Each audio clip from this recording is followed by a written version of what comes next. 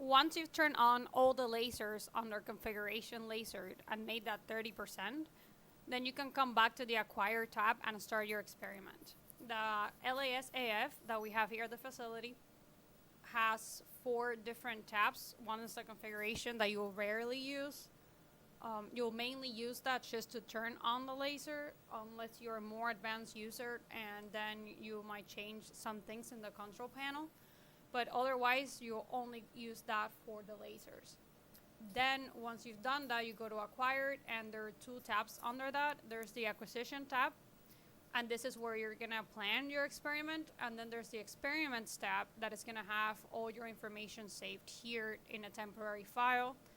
And at the end of the day, you should go and save all and in your assigned folder. Let's go back to acquisition. Here you'll enable pinhole and bidirectional. The pinhole is gonna allow you to increase or decrease the pinhole size, and the bidirectional, it's just gonna make it faster. It's gonna allow the microscope to scan as it goes towards one side and as it goes back to its start position. Then there are several options here of things that you can do to improve your image. You can do a line average. So when it's taken a line, it will do the same line as many times as you tell it. And for example, if you do line average 3, it will scan that same line 3 times, and any noise that it finds, it will remove that. Another option is accumulation. If you do accumulation 3, for example, it will also scan 3 times, but instead of doing an average, it will accumulate those lines, including both the whatever background you have plus your actual signal. So accumulation is good if your sample has low signal and you just want it to look stronger. And line average, it's good if your sample is very noisy and you want to clear out some of that background.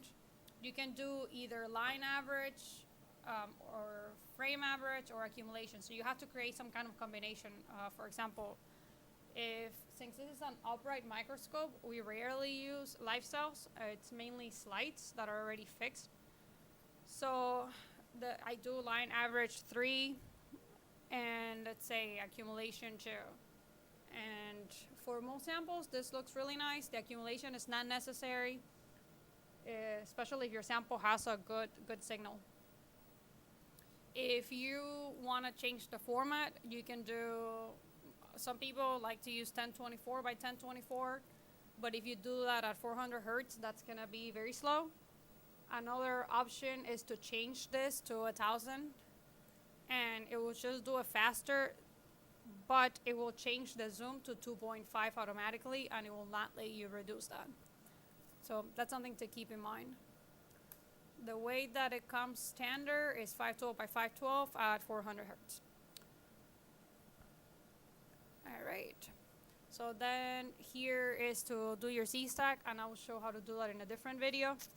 And I'll also show you how to create a sequence for your different samples.